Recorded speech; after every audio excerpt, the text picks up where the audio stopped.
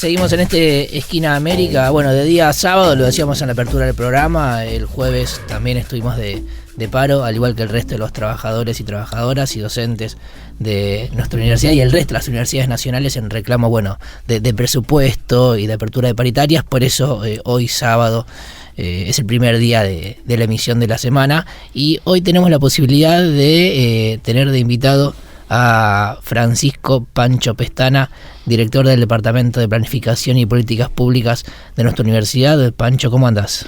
¿Qué tal? ¿Cómo les va? Bueno, felicitaciones por el programa. Un gusto en verlos y verlas. Dale, gracias por acercarte también a los estudios de Megafon.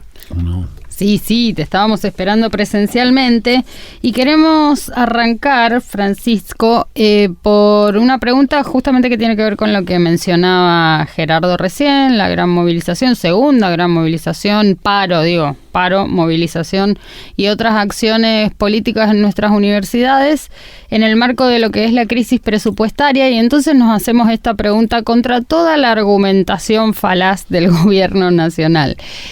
¿Por qué es importante la formación, la trayectoria de formación de profesionales, la investigación y la vinculación también, ¿no?, de la universidad con las comunidades? Hablamos de Lanús y hablamos en términos generales, pero en Lanús de todo aquello que tiene que ver con la oferta del departamento que conducís, el Departamento de Planificación y Políticas Públicas.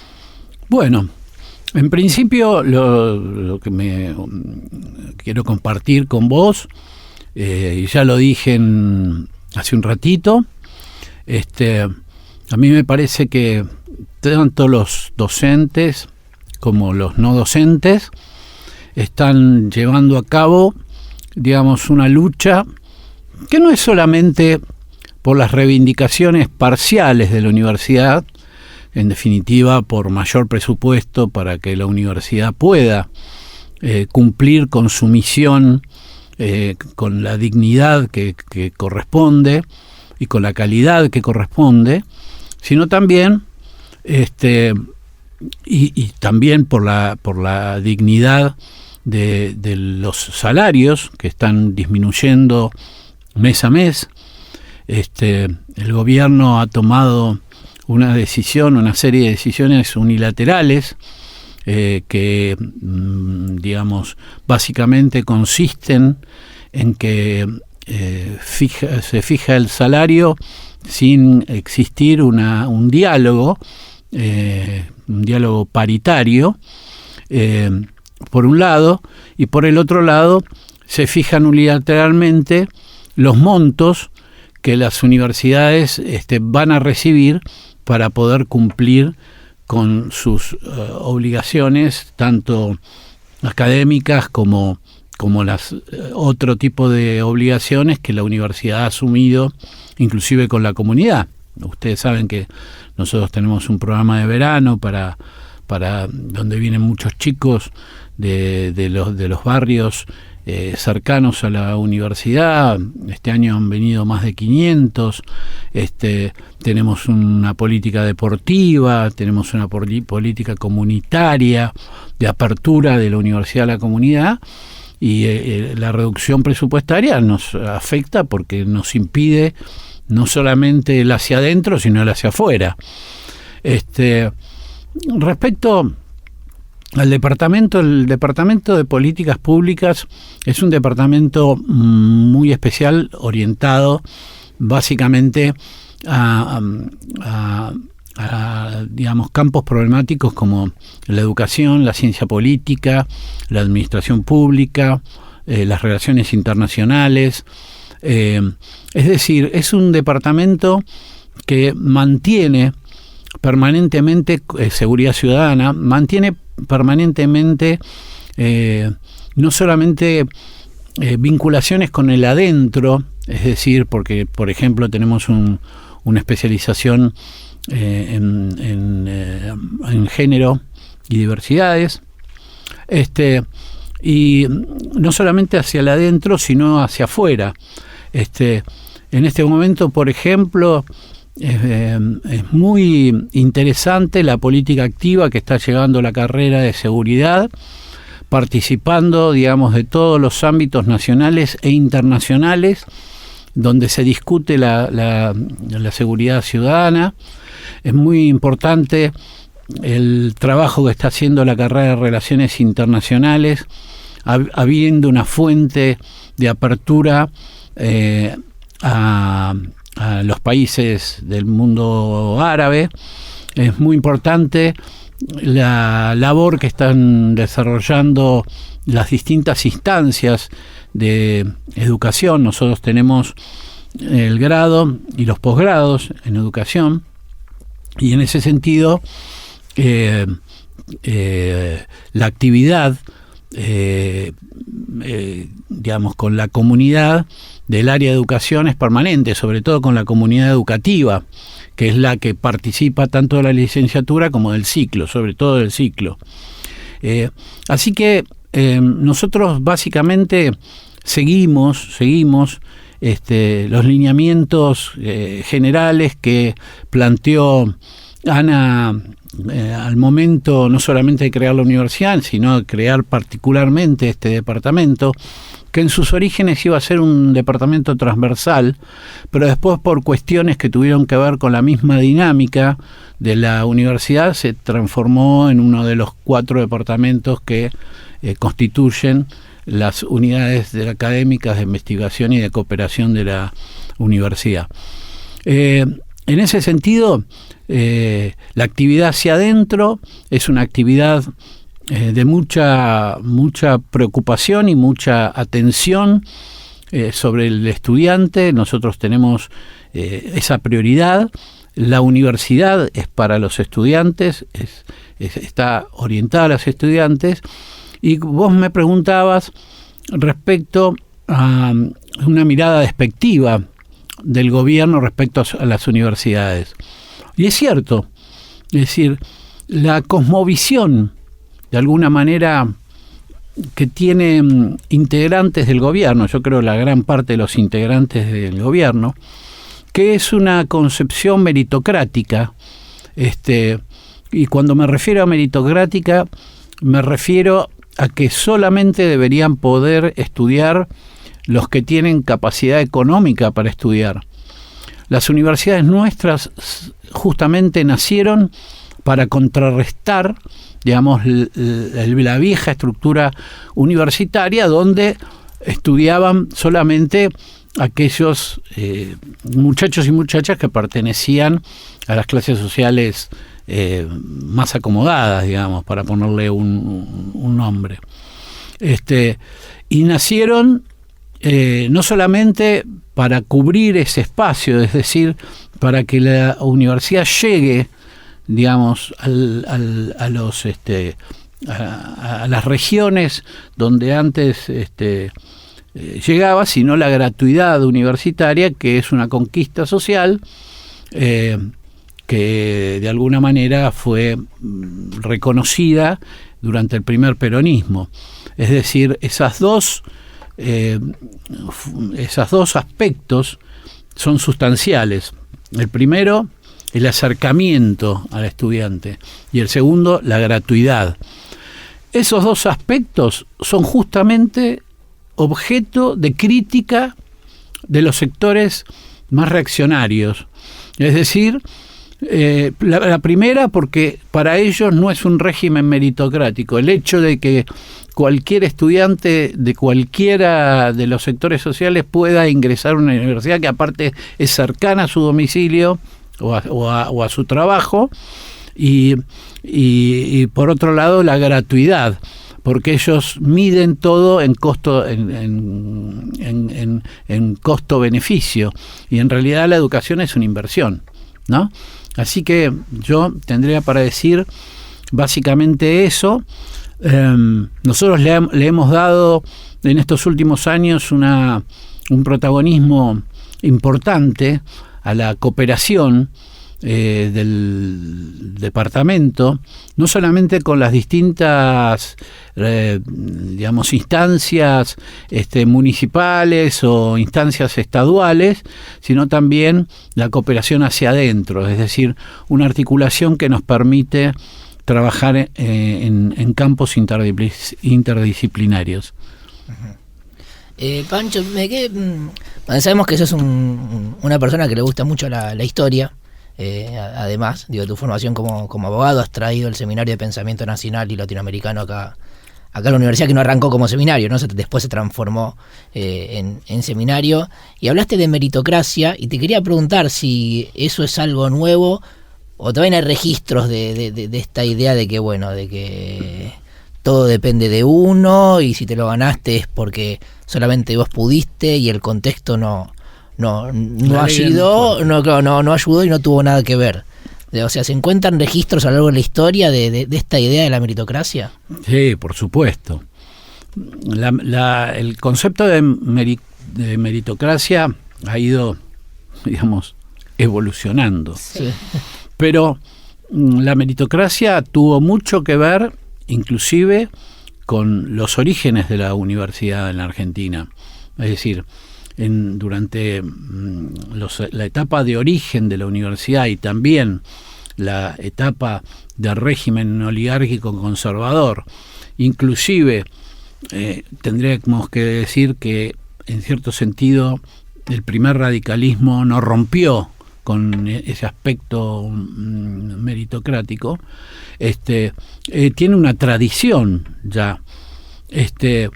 Por eso está muy internalizado el discurso de que, a las universidades tienen que ir quienes pueden pagarla, quienes pueden, acceder económicamente a la universidad, más allá de las capacidades. Perón explicaba en un video que el porcentual de materia gris, decía, ¿no? Que te estabas perdiendo por la cantidad de gente que ingresaba. Claro, que existía, yo no me acuerdo exactamente las cifras, pero antes que se declarara la gratuidad universitaria, creo que accedían a la universidad 300.000 chicos o chicas, sí, muchachas, y luego de la gratuidad ese porcentaje se cuatriplicó. Es decir, que según explicaba, había más posibilidades de seleccionar inclusive las capacidades en los sectores que naturalmente no tenían acceso a la universidad. Justamente la gratuidad universitaria es el instrumento más importante para romper justamente esa tradición meritocrática. Y eso trajo muchas quejas del mundo universitario, del mundo estudiantil.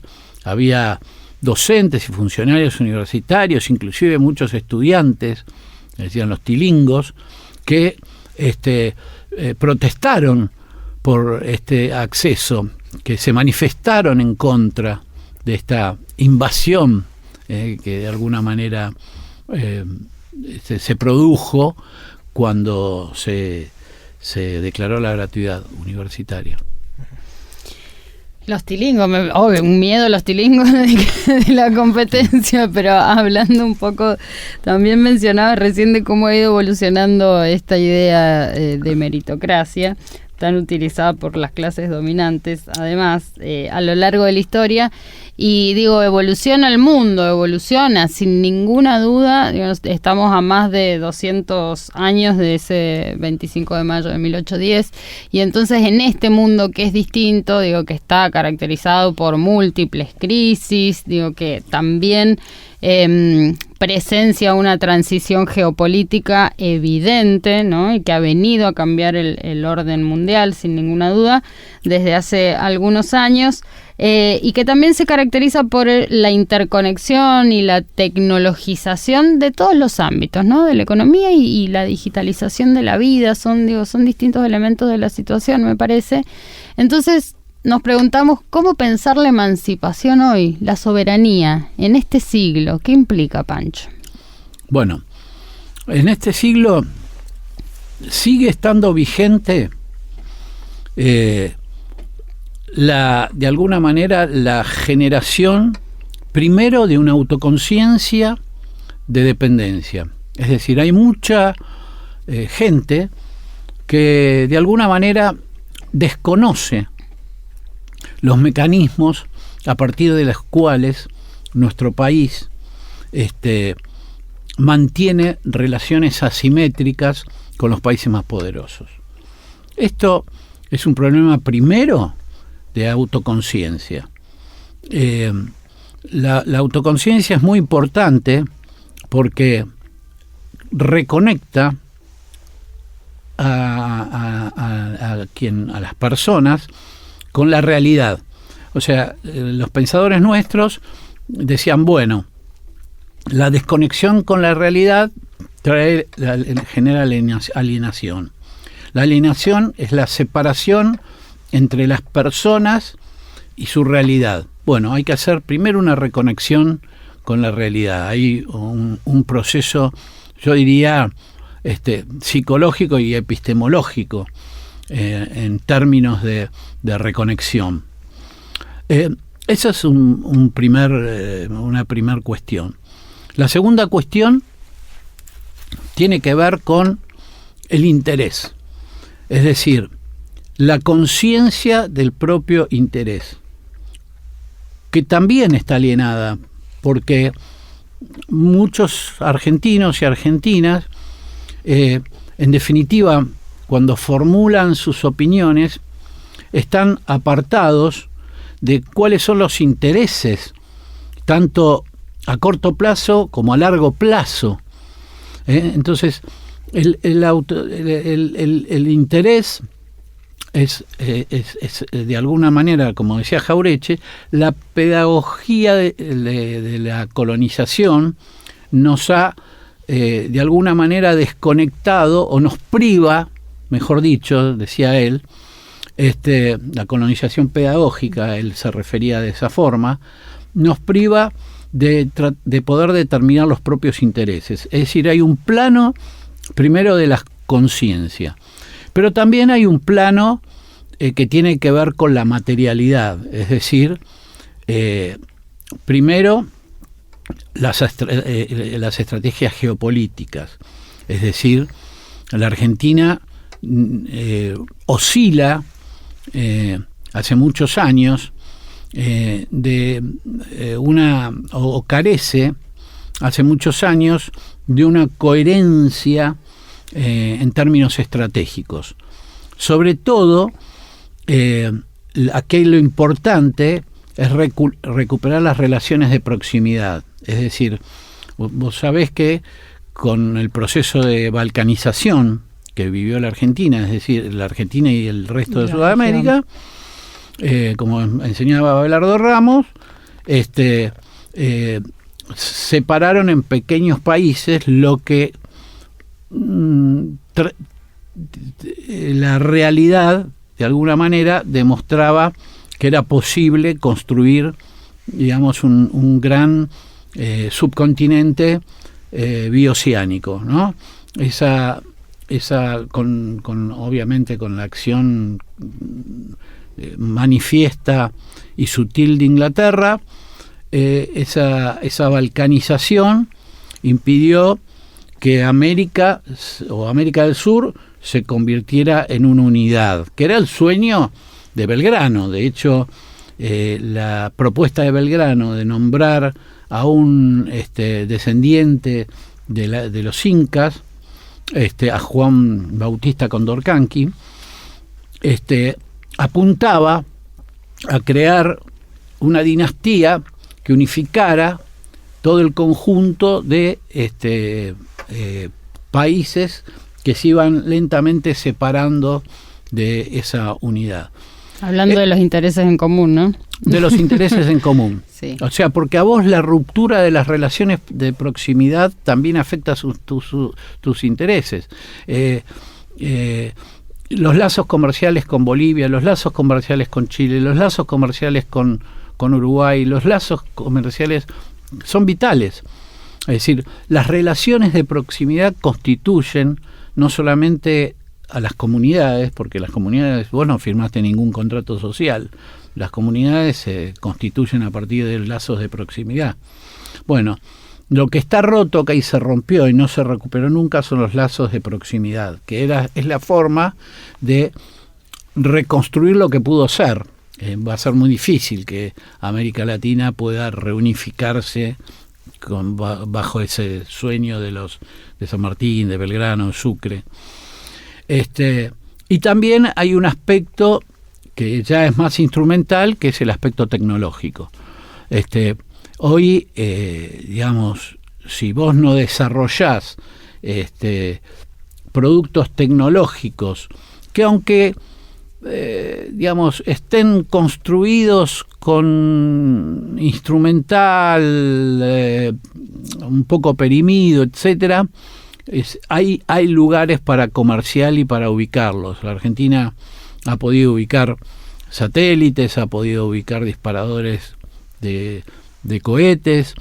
Es decir, la Argentina tiene una capacidad tecnológica potencial que debe desarrollar y que debe de alguna manera digamos, integrar a la vida cotidiana, inclusive a las universidades.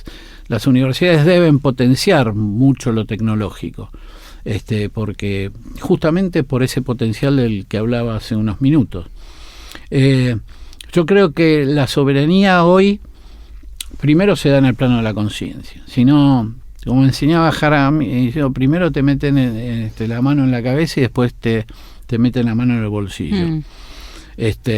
Entonces, sin una recuperación de la conciencia es imposible que nuestro país digamos, construya una comunidad soberana, porque la soberanía no es algo que compete a los líderes o a los conductores, compete a toda la gente, a todo el pueblo.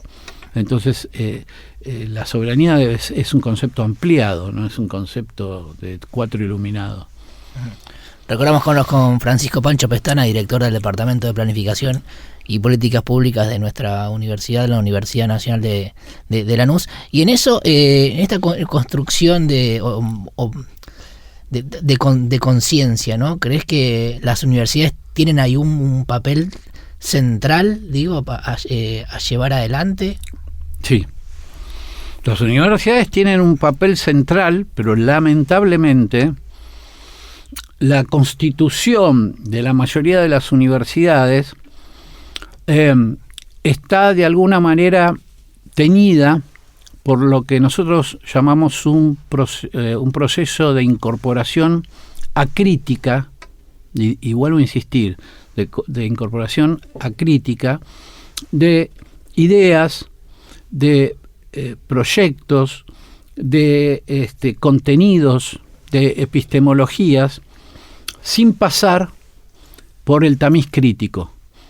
Es decir, entonces la mayoría de las universidades, la mayoría y no digo todas, reproducen en cierto sentido un sistema que impide trabajar o que obstaculiza el trabajo sobre las conciencias. Es decir, lo que hablábamos recién, la conciencia de soberanía no surge espontáneamente, sino surge a partir de un proceso de concientización que lamentablemente los gobiernos elitistas como llaman adoctrinamiento, confunden la idea de adoctrinamiento con la idea de trabajar sobre el plano de las conciencias. Cuando uno conversa con las universidades chinas o las universidades de países centrales, el trabajo sobre la conciencia, el trabajo también sobre la autoestima colectiva. En general hay una tendencia en muchas universidades de desprecio hacia la realidad, y eso también genera un tipo de alienación que es diferente, pero que de alguna manera impide reconocer cuáles son los intereses, ¿no? Imagínate que todos los días, y uno prende no hace falta un ejercicio muy importante, prende la televisión y se encuentra con mensajes autodenigratorios a la Argentina, a Iberoamérica, etcétera, permanentes. El proceso de autodenigración es permanente, y eso también genera otro tipo de alienación que es diferente, que es el desapego, ¿no? Es decir, solo se ama lo que se conoce. Si no lo conozco, no. ¿Y qué conozco? Y los libros de los escritores extranjeros, etcétera. Que está muy bien que las universidades trabajen sobre esos textos. No está mal que se trabaje sobre Adorno y Horkheimer, Heller, Fechner, el que se te ocurra, Weber, el que se te ocurra. Pero también hay que trabajar sobre, digamos, la producción argentina y latinoamericana, porque eso te da un sentido de pertenencia.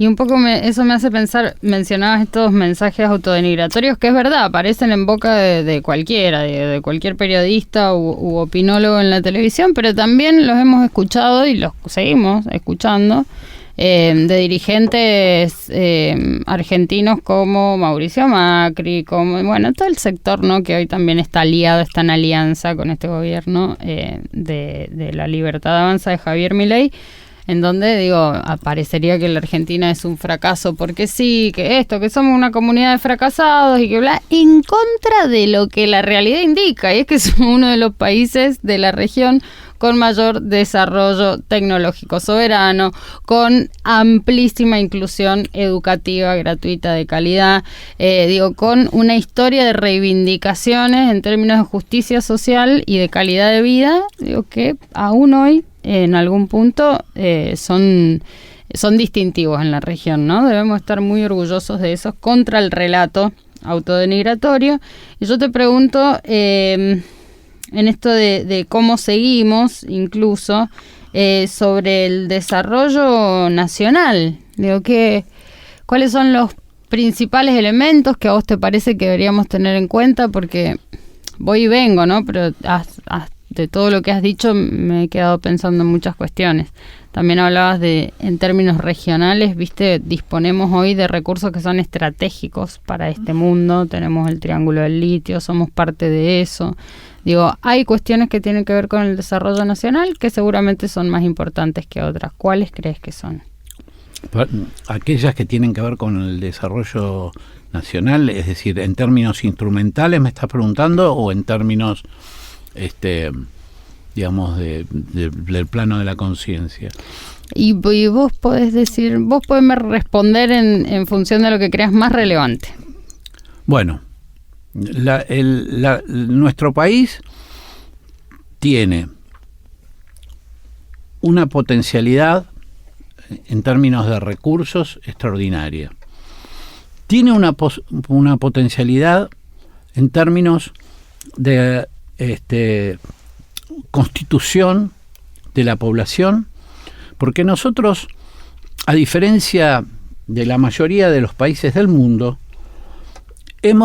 nos hemos construido a nosotros mismos como con lo que Marechal decía laboratorio de almas.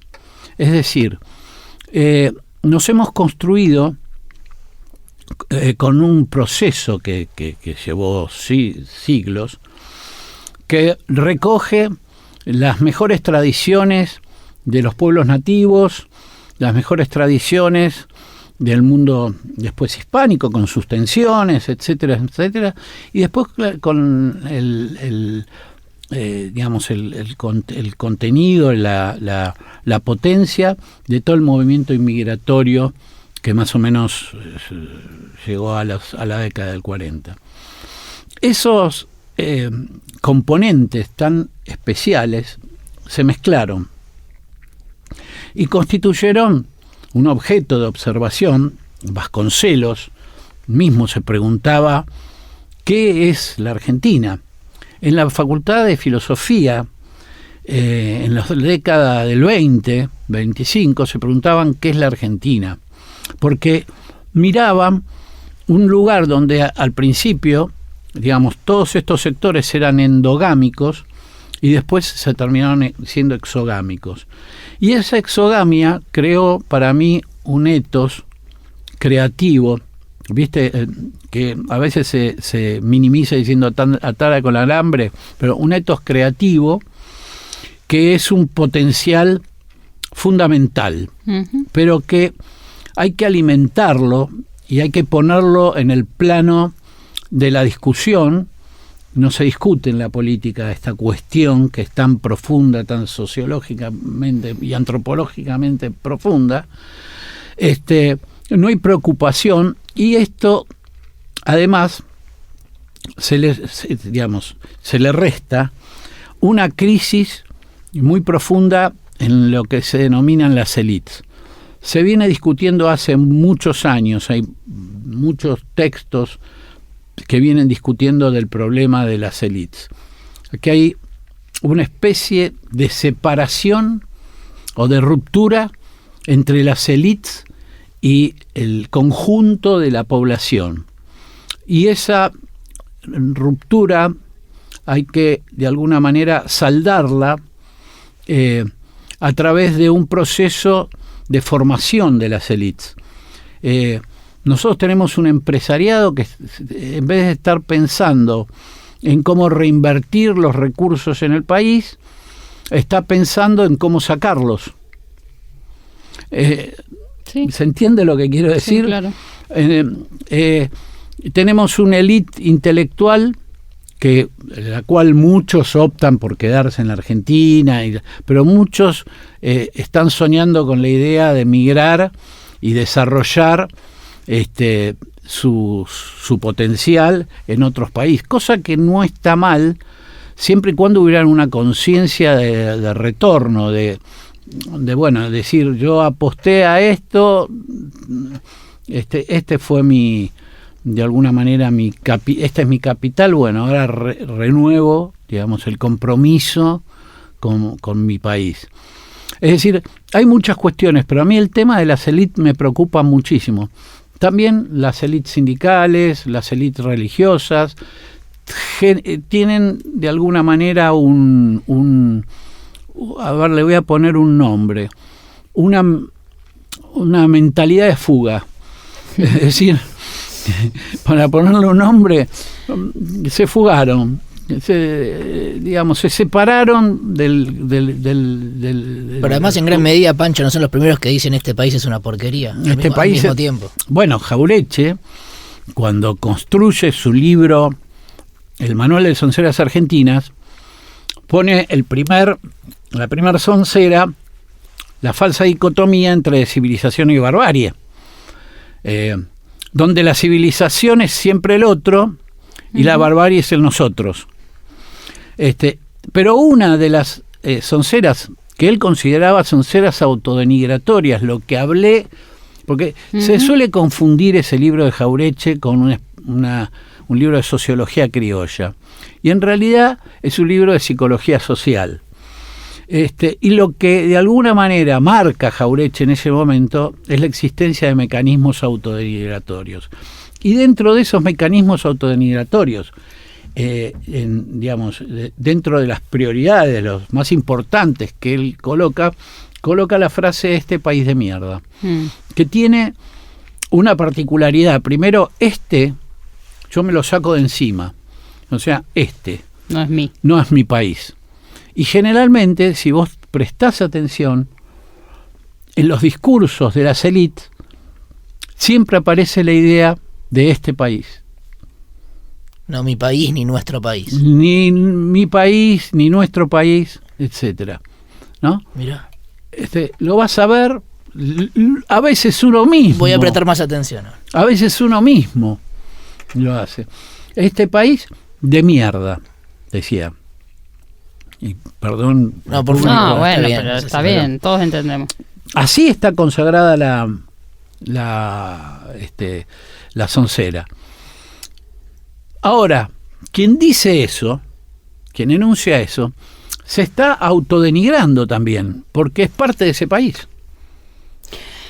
Sí, se reconoce como tal, porque viste que ahora, digo, dentro de las elites también tenemos a los Galperín, por ejemplo, y digo, me parece que hay que hablar un poco más de este tipo, porque es un tipo que hace una riqueza inconmensurable a partir de el trabajo argentino, pero se va a Uruguay para evadir el fisco y desde ahí putea por Twitter y dice que somos toda una manga de fracasados acá en la Argentina. Entonces digo, ¿hasta dónde también algunos personajes tienen conciencia nacional o no la tienen? Eso es parte de lo que hablábamos, de ese desfasaje que tenemos en las élites, que esa falta de apego es un ejemplo típico, ¿no? Es un tipo que denigra permanentemente sus orígenes. Y quien denigra sus orígenes, en definitiva, también se está denigrando a él mismo o a ella misma, ¿no? El caso no es solamente de Galperín, el caso de muchos otros empresarios o referentes, inclusive algunos de la cultura, que también tienen actitudes o mensajes digamos, denigratorios. Fíjate que hay una diferencia esta semana. Maganes Quintanilla, que es el dueño de Alvar y de Fate, que viene más del palo de la industria que del comercio como Galperín, ya dijo, ¿no? Esto no da para más. Digo, no por defender nada por el estilo, ¿no? Digo, pero el sentido como que también hay algunas otras voces que aparecen de ahí de las élites. Yo te quería preguntar, Pancho, antes de despedirnos, sé que siempre recuerdo, acá en la universidad vino, no sé si hace 2 años o algo así, quien fuera vicepresidente de Bolivia, Álvaro García Linera, que él tiene una cruzada por la construcción de otro sentido común, ¿viste? Vino acá a la UNLA y dio una clase magistral sobre sentido común. ¿Cuán importante es esto? ¿O cuánto lo relacionás con la conciencia de lo que somos, de la soberanía? ¿Crees que hay una disputa ahí también para dar, inclusive desde los medios, las redes sociales, los nuevos mecanismos? Bueno, ni que hablar de la universidad. Sí, yo creo que fundamentalmente la primer batalla es en los ciclos escolares, porque es ahí donde se produce la formación, digamos, de base intelectual y donde se construye de alguna manera la ciudadanía. Es ahí donde hay que hacer una profunda reforma, involucrando más a los chicos en su medio. Vos fíjate si algo interesante que tiene los Estados Unidos, que es bastante interesante. Yo no soy un fanático de la sociedad americana, ni mucho menos, pero tienen algo muy importante, que el proceso de ciudadanía se construye de lo particular a lo general. Ellos empiezan a estudiar su propio entorno, después su propia región, después su propio estado. Por eso generalmente se los critica y se dice no saben nada de lo que pasa en otro lado. Entonces ahí hay un déficit. Y la producción de sentido común, hay un sentido común jaurechano también, ¿no? Que esta semana hay una charla muy interesante al respecto en la universidad, ¿no? A mí me gusta, ¿esta semana o la otra? La que viene, perdón, sí. Me interesa mucho porque el sentido común, de alguna manera, es el sentido comunitario, el sentido de pertenencia, el sentido de destino común, el sentido de origen común. Es decir, lo que decía Jauretche es que lo que hay que reconstruir o construir de alguna manera es comunidad a través de la reconstrucción de esos pilares, pero el sentido común también para Jauretche era la capacidad, ya lo dije hace un ratito, pero me olvidé era la capacidad de determinar cuáles son tus verdaderos intereses. Para saber cuáles son tus intereses, tus reales intereses, hay 4 o 5 pasos anteriores, ¿no? la autoconciencia, la autorreflexión, la autoconciencia, la autorreflexión, la autoestima colectiva, la autorrealización. Es decir, hay una serie de pasos epistemológicos que de alguna manera deben nutrir la construcción de las currículas a los efectos de construir ciudadanía. Acá se construyó durante muchos años ciudadano universal, es decir, con la idea del ciudadano universal. Por eso nos educaban, digamos, nos llenaban de, ¿cómo se llama?, de ideas universales. Uh-huh. Sabíamos de Egipto, sabíamos de los medos y los persas, sabíamos claro, el Éufrates y el Tigris. El Tigris, el Éufrates, sabíamos dónde quedaba el Yansequian en China, la dinastía de los Meiji, sabíamos absolutamente todo y llegábamos a gatas a estudiar historia argentina casi en quinto año cuando vos ya te habías... Eso no puede ser, ¿no? No debe ser, y eso es algo que la UNLA ha asumido en su misión institucional y en los últimos 25-26 años hace carne cotidianamente. Así que agradecemos muchísimo que hayas venido a Esquina América. Por supuesto que tus reflexiones, bueno, todos quienes te hemos tenido de docente también sabemos de lo valiosísimo. 1000 años podemos estar hablando con. Sí, claro que Pancho. sí, de lo valiosísimo que es compartir tiempo con vos. Muchísimas gracias. Ahora sí, será hasta un próximo encuentro con Francisco Pestana, director del Departamento de Planificación y Políticas Públicas en nuestra universidad, también allí dentro del espacio del Seminario de Pensamiento Nacional Latinoamericano y la especialización. Gracias, Pancho. No, gracias a ustedes.